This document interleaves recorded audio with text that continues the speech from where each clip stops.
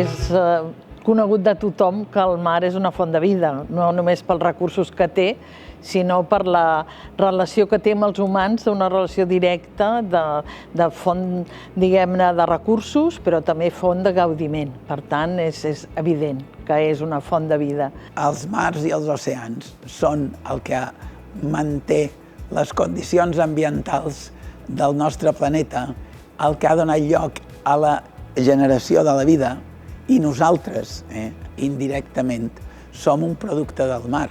És a dir, el mar garanteix l'estructura de l'atmosfera, les condicions de l'atmosfera. Sense el mar estaríem, com tot el planeta, estaria congelat a menys 20 graus. Des de la Universitat Rovira i Virgili, i realment jo com a representant una mica dintre de la universitat, aquí dintre de la xarxa, em queda parlar dels grups de recerca que treballen amb, diguem-ne, amb aquesta relació que pot haver-hi entre la salut i els efectes adversos que li podem ingerir al medi receptor com l'oceà. Per exemple, tenim el grup de Tecnotox, que està dirigit per un catedràtic de toxicologia, company meu de la Facultat de Medicina, el doctor Domingo Roig, que ell i el seu equip, el Jaume Folch i els altres, han estat treballant sobretot amb els ara, últimament, amb el que seria l'impacte dels microplàstics amb la cadena tròfica.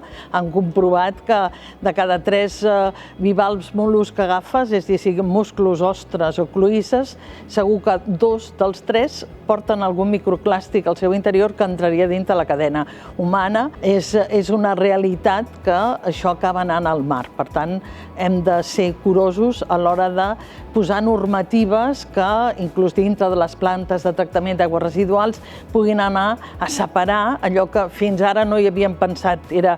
Primer era generar una aigua que no fos carregada microbiològicament de molts microorganismes. Avui en dia els nostres objectius són molt més reductors. Per tant, hi ha grups potents a la nostra universitat que treballen amb aquesta idea de conèixer cada vegada més aquests organismes que recuperem del medi marí poden ser útils per generar metabolits secundaris que puguin tenir interès farmacèutic. Nosaltres amb els fongs sempre hem proporcionat també a la indústria farmacèutica perquè mirés si algun produïa algun metabolit que pogués ser d'interès. A veure, el consum de peix és molt convenient. El que passa que els humans no hem tingut altra idea que utilitzar, per exemple, mercuri, tirar mercuri al medi ambient. Aquest mercuri, el seu destí final per les seves propietats físico-químiques, és el que va acumulat als sistemes aquàtics i concretament al mar. O sigui que ara resulta que consumir peix és molt convenient, però quan consumeixes peix també et menges mercuri. Però aquest mercuri és perquè l'hem posat nosaltres.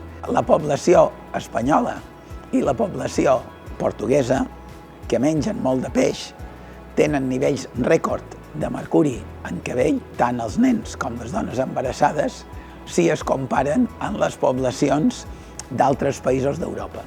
I tot això està publicat i perfectament documentat a la bibliografia científica. Que la salut humana perfecta no pot arribar si no sabem respectar l'entorn marí. I l'any 2000 ja va generar-se el que va ser la Directiva Mar de l'Aigua. La Directiva Mar de l'Aigua pretenia reconèixer zones sensibles que havien estat extremadament explotades des de la perspectiva del que seria extraccions, alteració del que serien les praderies de Poseidònia, tot allò que feia el mar bo, i havien definit el que eren zones sensibles i zones protegides.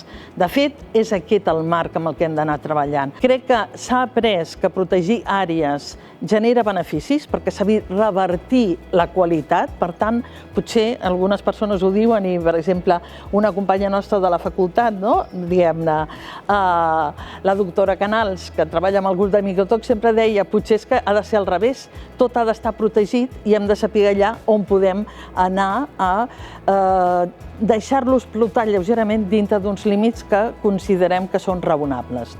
El que hem de fer és simplement no contaminar el mar. El que hem de fer és no tirar-li escombraries. El que no hem de fer és tirar-li aigües residuals. Que això pot semblar que no es fa, doncs sí que es fa. El 70% dels països del món que tenen costa tiren escombraries i aigües residuals al mar.